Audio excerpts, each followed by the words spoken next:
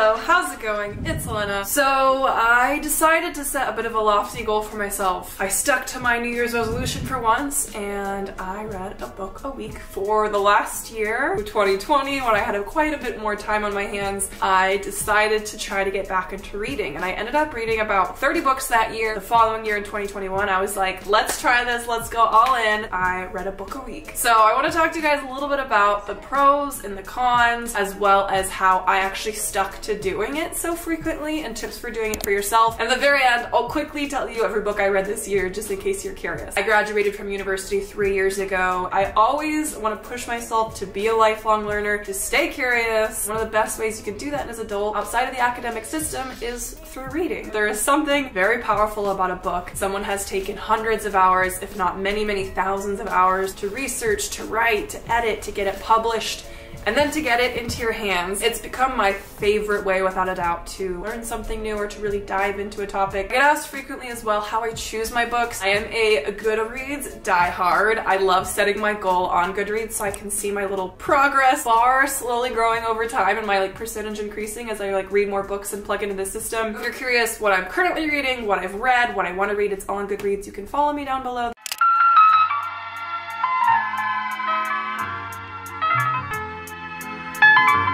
A book a week has kind of changed my life. When I kind of started off this journey of wanting to fall back in love with reading, I started with a ton of fictional books. I'm somebody who usually does tasks to have a productive outcome. I'm trying to unlearn that, and so I always viewed reading as something that if I was going to do it, I should read some book that was really going to shake things up, maybe a self-help book or like a deeply philosophical text. But because I had this mindset around it, I just wasn't actually getting myself to the point of doing it. So I started off just reading a lot of really interesting, diverse fictional stories that really reignited my love for just sitting down with a book and tearing through it. And then slowly with time, I kind of felt like I had rebuilt up a bit of this reading muscle, and I felt like I was ready to move on to other things. Fictional books are still great. I love sprinkling them in. If you're just trying to start reading and getting back into it, just read for fun. Read whatever the hell you want. It doesn't have to be anything incredibly profound. Just get back into that rhythm of it that, you may have not done since you were a kid. So there was a lot of benefits of this for me. I could feel my perspective greatly expanding. It shook up the way I saw the world and related to others, especially when I started reading more books on politics and history and minority experiences. These authors are pulling on a lifetime of experiences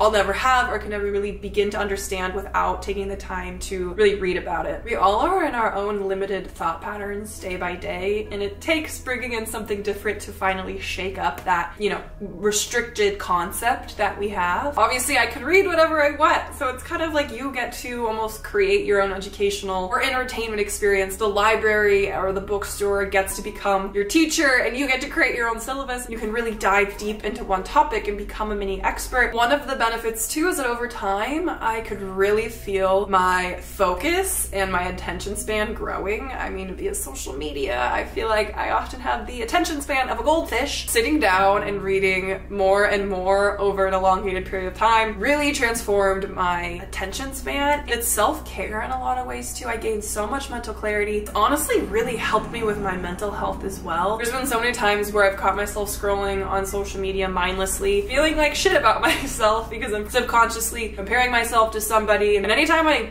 put my phone down and open up a book, I 100% of the time have felt better after doing that. Alright, before we go any further, I want to take a quick break to thank our sponsors for today. BetterHelp. I figured on the topic of mental health, this would be the perfect time to talk about BetterHelp. They are essentially an online therapy platform. What I love about BetterHelp is that you can sign up and they will basically assess your needs and match you with a therapist online. It's really incredible professional therapy. They have a huge range of therapists, over 20,000 therapists, so no matter whatever need you might want to highlight, or if you just want help in general, just to talk to somebody, they've got you covered. So the service is available worldwide, which I think is incredible. It can be hard to find a good therapist in your area in person, and I also personally enjoy doing it out of the comfort of my own home. In-person therapy can also be really expensive, and BetterHelp is less expensive than traditional in-person therapy, and they have financial aid available, which I think is great. So you can click the link down below, visit BetterHelp.com, that's H-E-L-P, and join the over 2 million people in charge of their mental health with with the help of an experienced therapist. So I highly recommend you check it out. I'm a huge fan of them. Thanks again to BetterHelp. Let's get back into the video.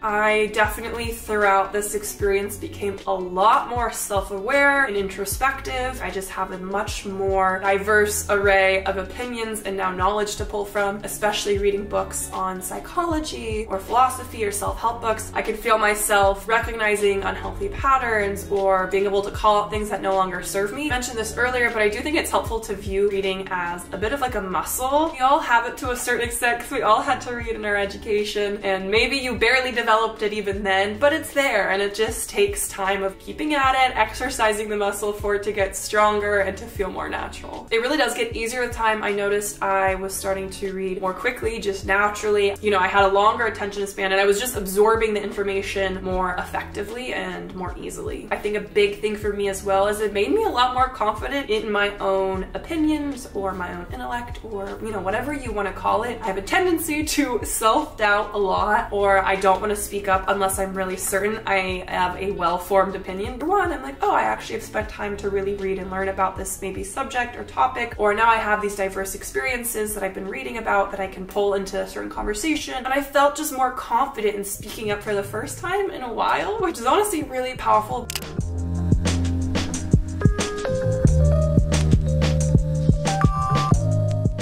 Asked all the time, how do I actually read this much? How do I make time for it? The biggest thing is to just start somewhere. Start with a book you're excited about or a story you're excited about. Like I said, it doesn't have to be something super profound or something with a productive output, especially from the beginning. We all have so many distractions and obligations where it feels like we can't possibly have any free time to read. I was the queen of saying this, like, oh, I have too much work, I don't have enough free time. One of my first tips is just to find things you can substitute. I wasn't a massive TV or movie watcher before, but I drastically cut how many hours I watch TV over the course of the year. If you replace that little binge or, you know, your Instagram scroll time with reading, the books will start to really accumulate. Also, think about how many times throughout the day you pull out your phone to distraction, whether it's you're waiting in line or you're waiting for a friend to meet you at a coffee shop. You just took that time to read a book instead. You'll realize how many free minutes there are to start reading. One of my next big tips is to get a Kindle. This really helped a lot more than I was expecting. Yes, I would much prefer to read a physical copy of a book, and I know so many people use that excuse all the time as well, but getting a Kindle has really helped me read a lot more. Part of it is the size. I can stick it in a tiny purse. It's super lightweight, so I often will bring it with me, you know, if I'm going on the train to meet a friend, and then I can pull it out in the subway. Whereas a thicker book, I'm not going to want to have to carry around with me all day, so I'm less likely to bring it. Or if I'm traveling on a long trip and I'm already bringing limited suitcases or luggage, I don't want to bring an extra book or two that's going to like weigh me down or add to my suitcase weight. I can download a book in minutes if I'm excited about it, instead of having to order it online and wait a couple days or have to go to the bookstore. You're just so much more inclined to bring it with me places. Also, if you want to read more but you don't want to spend a lot of money on books because it can add up, there's an incredible app called Libby. It's basically an app where you connect your local library card number, which is really easy to get if you don't have one, to this app, and you can rent different books from your local library completely digitally and upload them to your Kindle. I've done this with so many of my books and I get to read them for free, so you'll have them for 2 weeks, or you can, you know, extend your hold. If you want to read more, if you want to save money, consider getting a Kindle. My next tip is to really limit distractions. When I'm gonna sit down with a book, I oftentimes just turn my phone on airplane mode, and it helps so much. And so I don't want to even see a text pop up on my phone because that will kind of break my concentration. This is when I get my best reading done, I guess you could say. Like, I can really get wrapped up in a story or really deeply absorb information more so than I would if I'm just reading here and there. Another thing I found to be really helpful is leave bad books behind. Even if you're 50 pages into a book, you do not have to finish it. I used to be such like a diehard where I was like, I started this book, I have to like push through and get there. Like, no, you don't. Just put it to the side. Find something you're gonna be more excited to read. Another helpful tip is finding an accountability partner.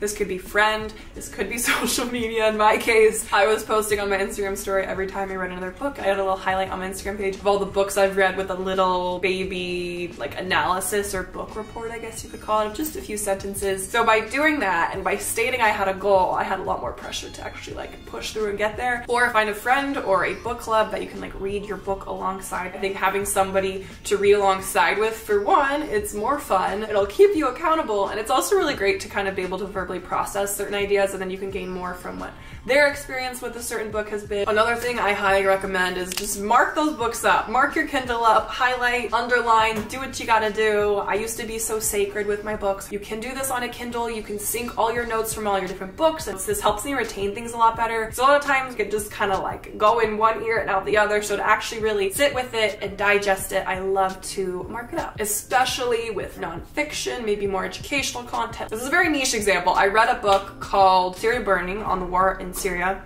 And I was talking to somebody, having a little political conversation on the war in Syria. We were talking about the proxy wars that kind of led to the situation that's been going on there. And I remember I was like, oh, there's these different proxy wars that were mentioned in this book, and I underlined it. And I was like texting this person. I went and I pulled the book off my shelf. I scrolled through. I found the section where I underlined it, I took a photo, and I sent it to my friend, and we carried on our conversation from there. So if I hadn't underlined it, I never would have found that. So feel free to mark your books up. It helps.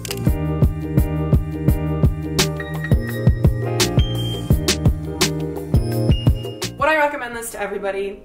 Honestly, no. Let's talk about a few cons. I would, of course, recommend setting a reading goal for yourself, reading more frequently in general, but it doesn't have to be a book a week for an entire year. I think it limited me from picking bigger books, longer books, books that were maybe, you know, addressing a more complex issue that would have taken more time to really like understand and digest. So I would say adjust your reading goal as necessary. The number of books can kind of be this like vanity metric I've heard it be compared to. So like, you know, pick what's best for you, especially depending on what you're excited to read. Maybe if you want to read a bunch of like lighthearted fictional books, it can be a lot easier to plow through those than if you're trying to read books on like physics or like philosophy or whatever. So like, you know, adjust accordingly.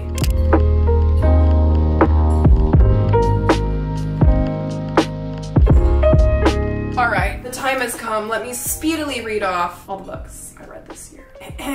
Okay. Trick Mirror by Jia Tolentino, The Seven Husbands of Evelyn Hugo, The Henna Artist, Beyond Religion by Dalai Lama, The Vanishing Half, Severance, Throne of Glass, Daisy Jones and the Six, The Underground Railroad, Half of a Yellow Sun, When We Believed in Mermaids, Visible Women, Dinobatus in a World Designed for Men, Extremes of the Ocean, The Road Back to You, Green Lights, Go Tell It on the Mountain, Babe You Should Talk to Someone, A Woman Is No Man, Even Nickel Boys, Searching for Sunday, Leaving the World Behind, Untethered Soul, Wild Bless, Attached, Dark Places, The White Album, Our Time Is Now, Midnight Library, Picture of Dorian Gray, Outliers, Death of Ivan Ilyich by Leo Tolstoy, 1984, The Prophet, The Song of Achilles, Untamed, Intimations, On Earth for Briefly Gorgeous, Eat a Peach, Letters to a Young Poet, Brain on Fire, Shaw's Slow Days Fast Company, To Shake the Sleeping Self, Animal Farm, Woman in Power, Mad Women's Ball, Crying H. Mark, Troubling Love, The Refugees by Viet Nguyen, Syria Burning, A Short History of a Catastrophe, The Defining Decade by Meg J. Okay. Again, if you want some recommendations, you can check out my Goodreads. Also, don't forget to like, comment, subscribe. It really helps me out. I spent a year to make this video and a lot of time reading. I really appreciate it. And I would love to hear some book recommendations as well. So leave a little comment down below. As usual, thank you so much for watching. Until next time, bye-bye.